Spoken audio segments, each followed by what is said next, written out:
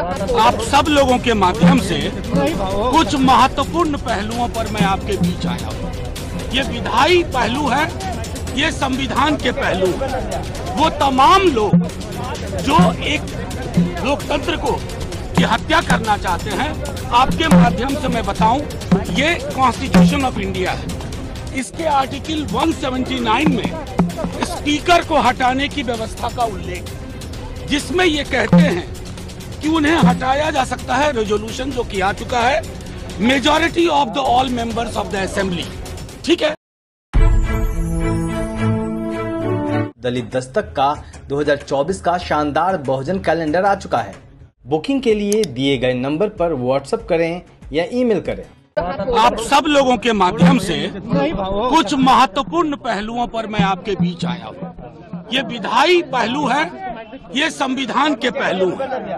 वो तमाम लोग जो एक लोकतंत्र को की हत्या करना चाहते हैं, आपके माध्यम से मैं बताऊं, ये कॉन्स्टिट्यूशन ऑफ इंडिया है। इसके आर्टिकल 179 में स्पीकर को हटाने की व्यवस्था का उल्लेख है, जिसमें ये कहते हैं कि उन्हें हटाया जा सकता है, रेजोल्यूशन जो किया चुका है, majority of the all members of the assembly. ठीक है। अब इसका इंटरप्रिटेशन आपको बताऊं, ये सुप्रीम कोर्ट का जजमेंट है। ठीक है। ये महाराष्ट्र का मामला है, ध्यान से देखिए। और ये नबम रेबिया अरुणाचल का पूरा मामला है। ये नबम रेबिया अरुणाचल का।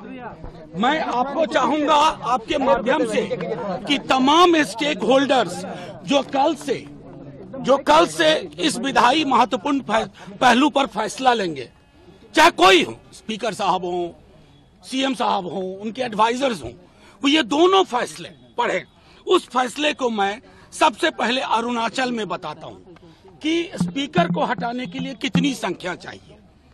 All the 10 members of the assembly, इसका मतलब है कि जो actual members of the assembly हैं, रहने वाले और वोट करने वाले नहीं, एक्चुअल मेंबर्स, यानी कि 243 में 122 चाहिए स्पीकर को हटाने के लिए। ये मैं नहीं कह रहा हूं, माननीय सर्वोच्च न्यायालय ने नबम रेबिया वाले मामले में 7 जज बेंच ने ये बात कही है। दूसरा मामला महाराष्ट्र का है, जिसमें आप सब एक बार गौर से सुनिए, इसको। उसमें कहा गया है कि जितने भी सदस्य हैं, उसका मतलब होगा इनको हटाने के लिए कि जिनके सीट वैकेंट नहीं है, उन सब के आधार पर गणना होगी। तो 243 में संविधान के हिसाब से, हालिया जजमेंट के हिसाब से, अरुणाचल और महाराष्ट्र के हिसाब से स्पीकर साहब को हटाने के लिए 122 सीट चाहिए। मैं सिर्फ ये इसलिए रख रहा हूं कि कोई इसमें पेच ना करे। गांधीवाद की बात करने वालों से भी आग्रह करूंगा कि कौन से गांधी पसंद है, करेंसी वाले गांधी या हेराम वाले गांधी।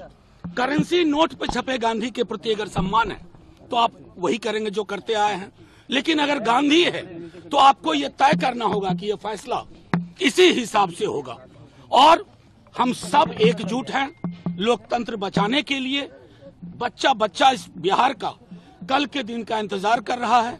हमारी ओर से ये चीजें स्पष्ट है कि हम संविधान के दायरे में चलने के लिए मजबूर करेंगे। सुप्रीम कोर्ट के जजमेंट के आलोक में चीजें चाहेंगे और सुप्रीम कोर्ट के आलोक में निर्णय होगा। हमारा पूरा विश्वास है, क्योंकि पहला अभिभाषण के बाद कार्यावली में पहली चीज स्पीकर साहब के खिलाफ अविश्वास प्रस्ताव है। उसके संदर्भ में मैंने दोनों जजमेंट का जिक्र कर दिया।